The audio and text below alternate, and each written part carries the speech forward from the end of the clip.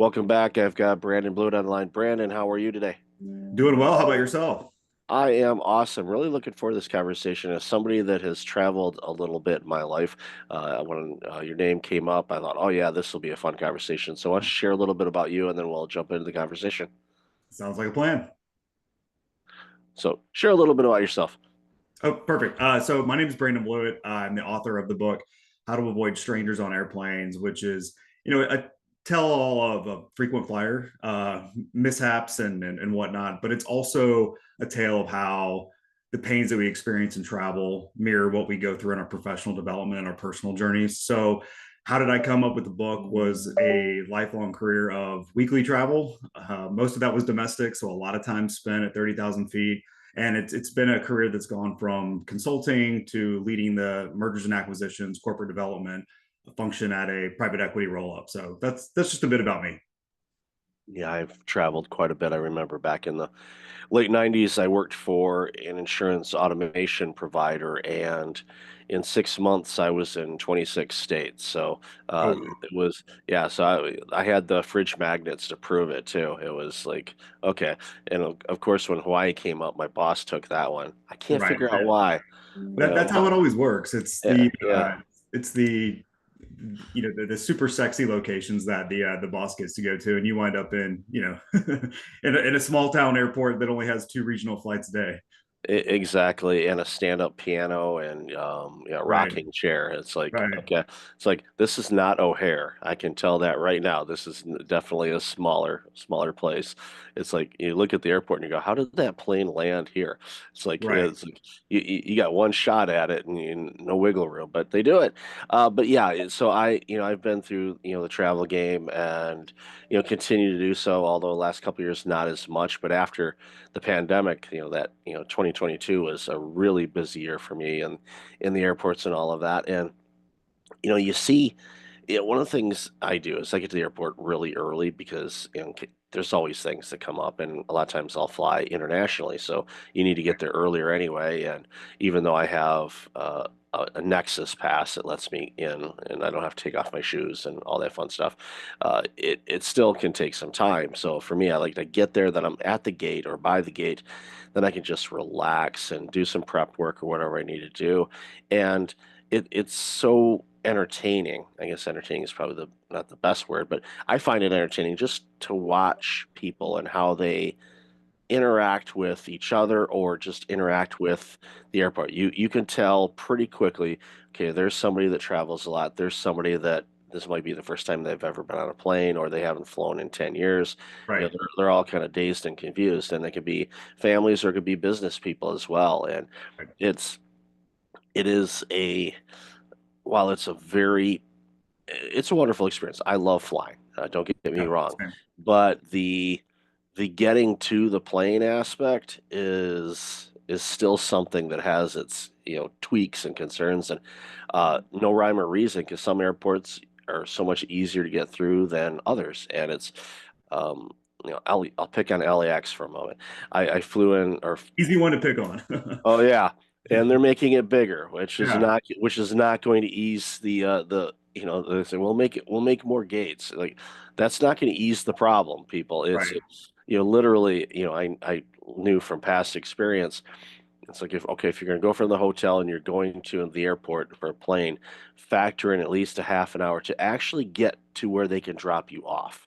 It's like you land at the airport, then you're going to be in there for half an hour trying to get there. So but again, all of these little nuances, it for somebody that doesn't travel a lot, is something that comes up a lot. And in a way, it's a lot like your day-to-day life and the career that you lead, no matter what kind of work you do. You think you're ready for it, but there's always things that come up that are going to be out of the ordinary, and you have to be pretty agile and adapt quick. Otherwise, in this case, you're going to miss your plane, or in business life, you could make a mistake at work, lose a client, who knows? So I'd love to hear your thoughts on that. Yeah, no, I mean that's exactly kind of the story of every week, right? There's so many times when you mentioned O'Hare, returning a rental car at O'Hare is a chore in and of itself because that exit only has the one lane where you can turn left to the to the rental car lots. And you get there late, you get to the bus late, there's traffic to get to the entry point for security. Security lines can be long. And then if you're like me, I was flying in and out of O'Hare a lot when I lived in Atlanta, and they put Delta at the very, very back of the terminal. So, it was always funny that it could be, the middle of December and I was sweating by the time I got onto the aircraft, even though it was, -3 degrees with the wind chill outside. But to me, that's so symbolic of what you go through in your career. You can think that you have the perfect plan mapped out and everything's going according to plan. And there's a car accident that's making traffic slow down even more. There's some type of event that it's a holiday period and there's more travelers that don't know how to get through security on a Thursday than usual. Same thing happens in your career. So it was really interesting to be able to write about not only kind of the funny habits that you see, but how they really do correlate to the journeys that we have in our careers. You brought up a good point too about flying Delta to O'Hare. It's Right. something that I've learned very late in the game, of course, but it's like, okay, where am I flying to? All right, you see there, and you say, okay, who's the preferred airline for that airport? All right, let's look at the flights there. And okay, if it's within, $50 and sometimes even $100 for the flight, I'm like, you know what? I'm just gonna go with that because that's the hub. It's not like a favorite kid kind of thing, but it is in a sort of way. It cuts out a lot of the nuances and some extra concerns because if you're taking a flight that isn't a main airline at an airport, it's like okay, okay, we land. Well, we got to wait for our gate, and there's all kinds of preferences and protocol that they follow. So again, it's these things that you travel over time. You got to be able to kind of pivot. And again, it comes with experience, just like in business and life. And I think one of the things that, and this is something that jumped out, in reviewing your book too, is sometimes when you're on all of these flights, you're traveling all the time and you're doing all this work. Sometimes you have to kind of look within and say, okay, am I still enjoying this? Is Right. this still fulfilling me? Is this a career that I want to continue doing, or do I want to do something different? And to give yourself the permission to look within and ask yourself that question.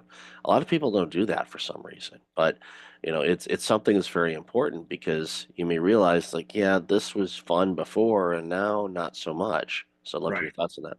No, I faced that. When I was in law school, I kind of fell into tax classes because I was actually good at them compared to other subject matters, and pursued a career in tax and thought that that was going to be the best use of my educational background, right? And so 2 years later, when I realized that, to be frank, I sucked at it compared to a lot of my peers, I had to make the decision to pivot so that I was actually, doing something that was good for my skill set.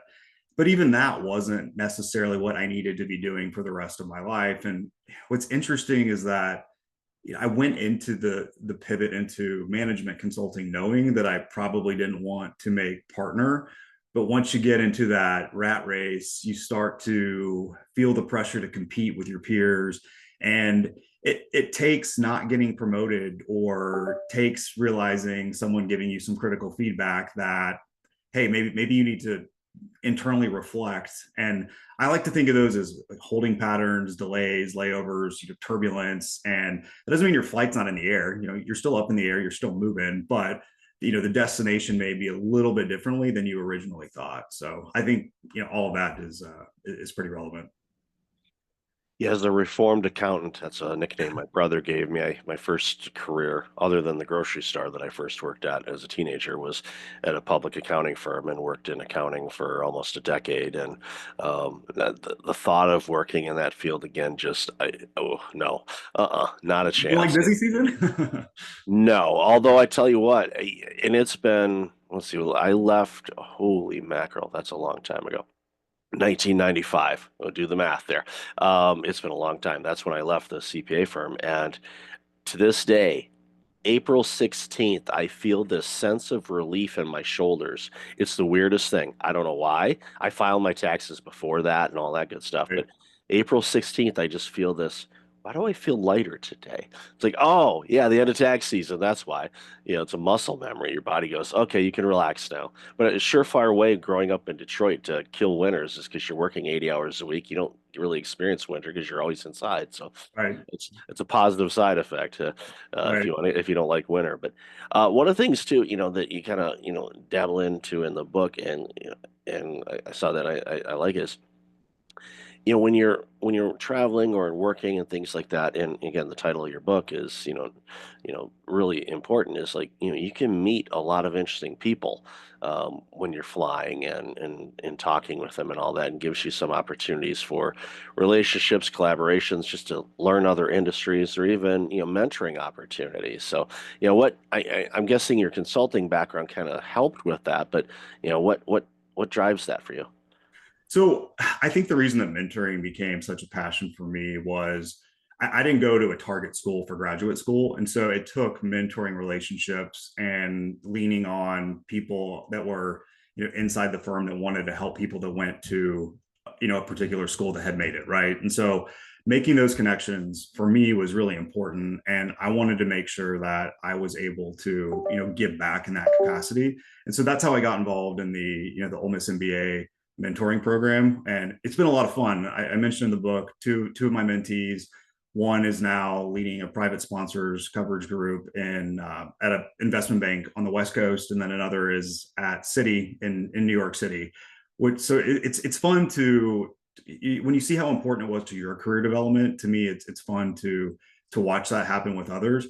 And in my case, when I was at the second consulting stint after the previous company that I was working at had sold, there became a time when I knew I needed to get off that ship, and it was actually my mentees that wound up connecting me with people that would ultimately lead to the job I have now, which is my dream job. So it's to me, it is funny how that relationship can come full circle where someone that you are mentoring right now 10, 15 years down the road, that could be someone that is extending the olive branch for you to have an opportunity that's pretty meaningful.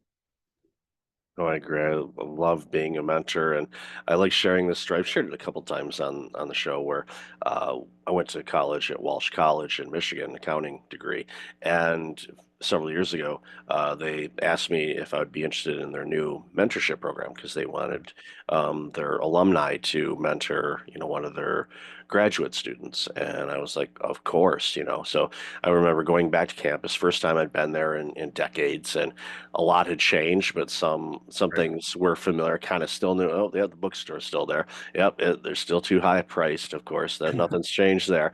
Do I want a hat? No, I've got too many hats. As you can tell, I need to wear them. But uh, so got into the program. Met a great guy, and he was in a business master's program, and just got to know him. And like I wasn't overly concerned on what his curriculum was and his schoolwork was. It's like, okay, what do you want to do when you get this degree? What's the purpose behind it, and what are you looking to do? And he was relatively recently married. His wife was going to medical school in Chicago, and he was going there on the weekends to see her, and so they had two places that they were renting, and separated all the time. And we're talking, he's like, yeah, she's really entrenched in there, and so she's not going to come here. So my hunch is after I graduate, I'll I'll go there and we can do that. But it's like, I'm missing her, so I don't get to see her that much. And I said, you know what? This is probably going to be the end of my mentorship at Walsh College, but why don't you transfer to a business school and get a master's in Chicago? And it was just, I just kind of said it kind of off the cuff. Yeah. And 3 months later, he says, I'm transferring to, I forget what school, I think it was University of Illinois. They had a Chicago campus. I'm going to get my master's through them. I'm like, that's awesome. And so you're going to save a ton of money on rent because you guys can live together and you'll be together. And likelihood you'll probably stay there because, Chicago tends to keep their medical students locally, and, they've got a lot of great hospitals there. So, it's the weather's going to be the same. Right. So, yeah, you've got baseball, you got football, you got hockey, basketball. So you got those things covered if you like those sports. So, you're good to go. And, So afterwards, I'm thinking, am I mentoring wrong? I don't think that was Walsh's intent for me to get them to lose tuition money, but I didn't look at it that way. I looked at it as, I'm mentoring somebody to be their best. And I thought, you know what, this might be a good thing. It had nothing to do with his career path necessarily or his degree or what everything else. It was more on the human side of things. And I Right, think when we mentor, we have to make sure that we are including that in the mix because this is a human being and they've got all kinds of different things that are impacting their lives. So if there's an opportunity for us to provide guidance, they got to do it. Being say, maybe consider this, and they did. And I got a note from him a few years ago. that's He awesome. graduated. She's close to it. They started a family. I'm like, that's awesome. Yeah, That's cool. It's just I really enjoy that aspect of it. And then I was like, I didn't get the invite back to mentor, so I'm guessing they're like, yeah, no, that's not how we meant it. It's like, and I understand why they would feel that way. I mean, I probably could go apply and do it, but it's like, okay, I've done that. Now I can mentor right, in other arenas, and whatnot. Maybe not to have people move away, but who knows? If that makes the most sense for them, for their career and their life, I'm right. going to suggest it anyway. Yeah, no, and another avenue that I mentor through is SMU is my undergrad alma mater. Huge year this year for sports for us, especially in football. But which was great. We won 10 total games my 4 years there, and I was one of the students that somehow decided to attend every home football game. So it was kind of a tearjerker to see us make it all the way to the playoffs this year. But the school has this cool program called Life After Ball, and it's to all athletes at the university to help prepare them for what's next. And so you get to speak on panels. I oftentimes do it related to finance or consulting, but they bring in just a whole gamut. And it's really fun to sit down with student athletes because for so long they thought I'm going to be playing the sport for the rest of my life, and there comes a point when it's either, hey, college is at the end of the road, or I'm not going to make the cut in professional sports. And so you're able to give, it's not quite the same as what you did, like, hey, go to Illinois, Chicago to be with your girlfriend or fiance, but you are able to let them know that there are avenues that they can pursue. Open them to a Rolodex, to date myself, of people that can help them, and just explain to them the various job opportunities and career opportunities that are out there. And it's incredibly rewarding. I started the book that I wanted to be Jerry Maguire, and I kind of feel like this is a much more meaningful way to be able to accomplish that. And it's fun to get to, like, when they're in season, you get to watch them play, whether it's on the court, on a field, or in a pool, and then watching them kind of turn into these, you sing on LinkedIn or when they send you emails, hearing how that was impactful is, it's fun, right? It's just something that it's beyond the, hey, I checked a box, this makes me a leader. It's really getting to make an impact on someone's life, which is fun. Oh yeah, and I'm thrilled that SMU had a great season. I remember them way back in the day when they were Yeah, amazing, and then of course, they went away completely for too long. right, And now they're back and again, by having a season like that, then what that does is it's on the radar for other players because players want to play on teams that win. And right. like, yeah, and now that the transfer mechanism in college football is And so I have, much easier than it used to be, where it's like, okay, if I want to transfer, I got to lose a year. Those games are over, thankfully. So right, it's like, okay, it'll be like, okay, I want to go work at this company. Oh, I got to take a year off of work before I can go right, work there. No, it makes sense, and the compensation side of things. I mean, there's all kinds of different conversations you could take on there, but ultimately, right, it's like these are future leaders, and we want to invest in them. Yes, hopefully, and we know the percentages are really small of the number of college athletes that make it to the professional level in whatever sport it is. It's very small. And of course, with international sport, gives them a few more opportunities, but still a tiny percentage. So right. knowing that, it's like, okay, what other interests, what lessons can we learn from the field or the pitch or the rink or the court that can be applicable in what you do. The discipline of and Yes. practice and all of that is, I said, don't ever forget what that taught you, because if you do that in your business life, whatever you do, you're going to crush it. You will. It's a guarantee, because the majority of people half-ass it. And Yeah. if you go in there with discipline, you will rise to the top, and you'll be, wherever you want to go.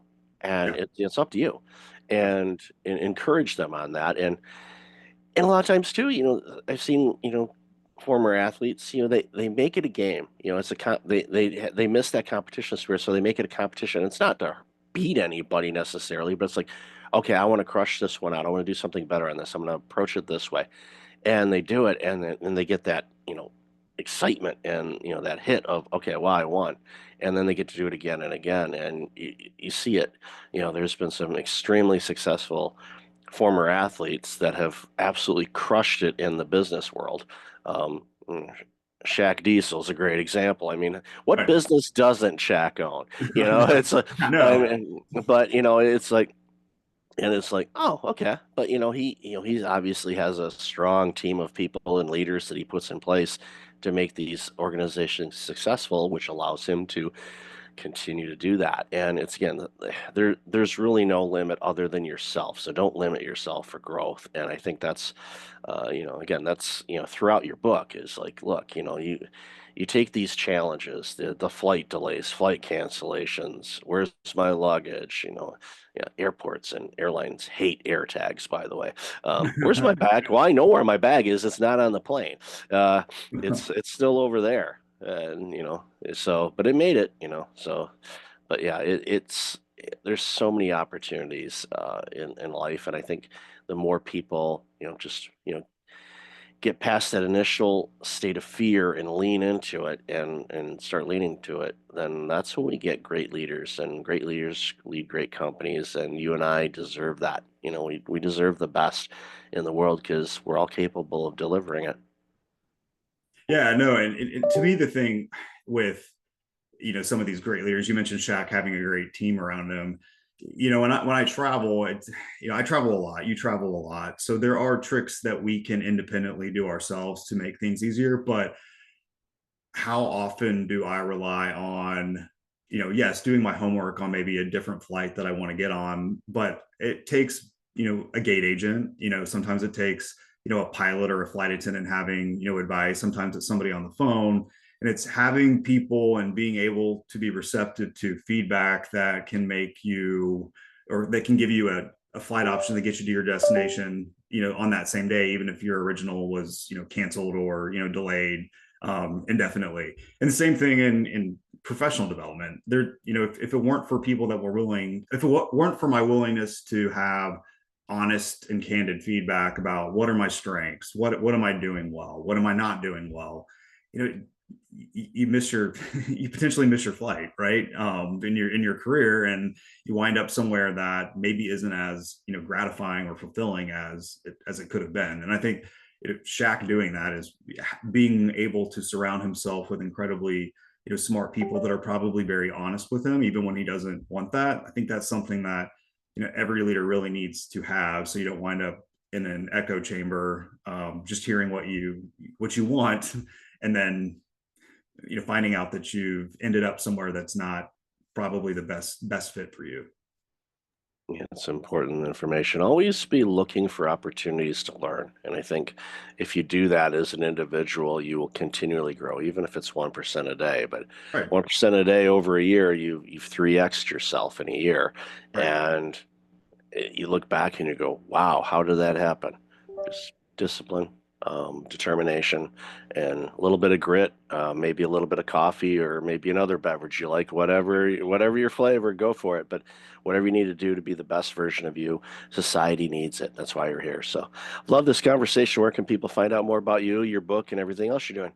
Absolutely. So my website is www.brandonbluitt.com. The book's on Amazon, it's on Kobo, Barnes and Noble. Working on getting it into some indie bookstores here in the next couple of months. And then if people want to follow me, it's Brandon in the Air on Instagram and X and on YouTube. And I've departed the world of Facebook. So just left Facebook in the rearview mirror. Yeah, I can relate to that. I did the same thing, and then still had an Instagram account, and Yeah, needed needed a Facebook account in order to switch the account over to a business Instagram account. So I'm right. like, all right, so I'm on there, but I'm not. Yeah. And so it's just, yeah, yeah, well, that could be another episode altogether. But we'll save that for another day. So love what the work you're doing, buddy, and I really appreciate your time today. All right. Thank you.